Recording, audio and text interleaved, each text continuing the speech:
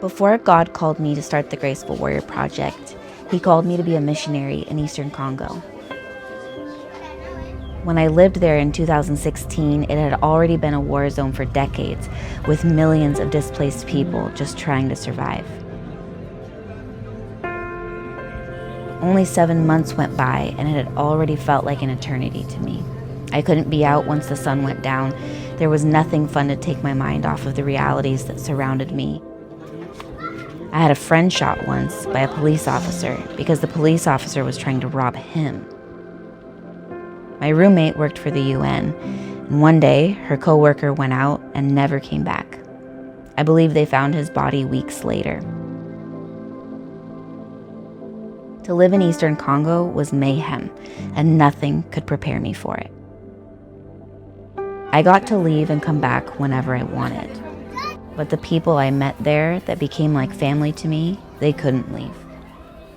They were stuck there like it was a prison and nowhere was safe. The level of danger is always there, but it ebbs and it flows. I have not been able to return for about 7 years now.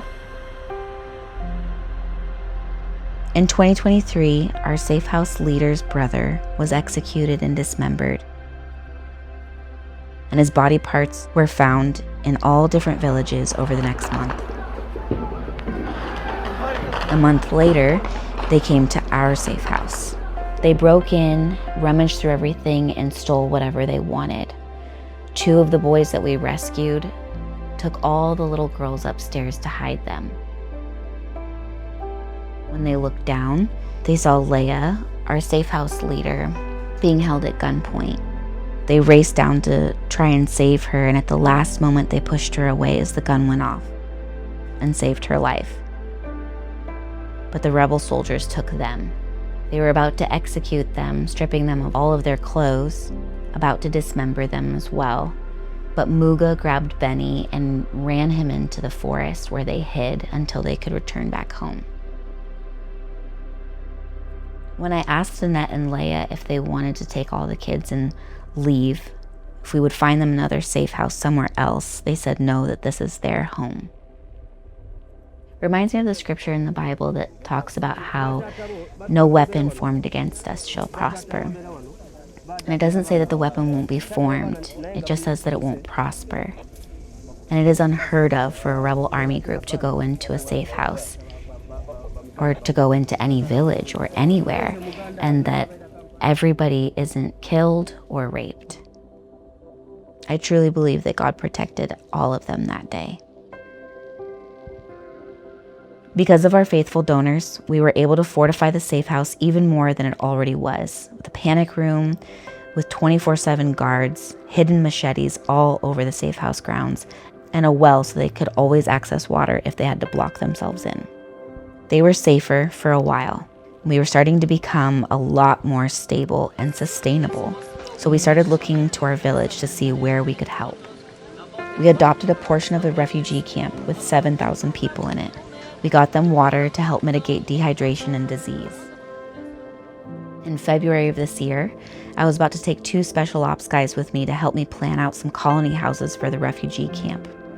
I heard that the women and children were being raped, and each colony house could house 1,000 women and children. 2 weeks before we were about to leave, rebel armies invaded Goma, and we were unable to get in. It now became a rescue mission for our kids.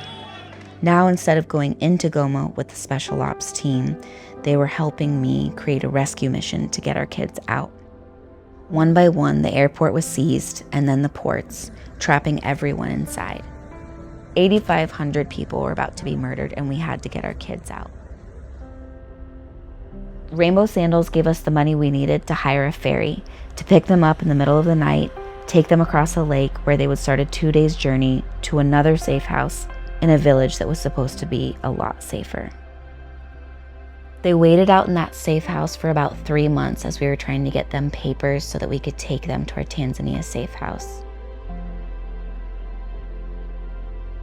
After 3 months, the kids all wanted to come home. They wanted to go to school, and that honestly says so much about children who would rather go back into a war zone because they know that education is the only way they have out.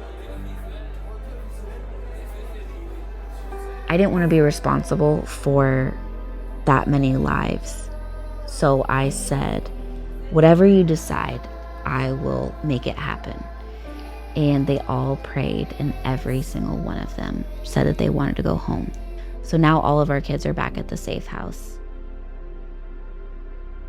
And the rebel armies have calmed down enough because they have asserted themselves as the new authority in town.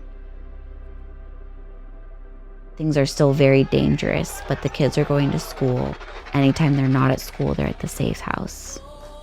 They still have 6 guards there, and we stocked them up with a lot of food, chickens and goats and vegetables, so that if anything happened, that they were as safe as possible. I think that they are some of the most resilient, smartest, and most capable people that I've ever met. And most of them are in elementary school. They're not giving up.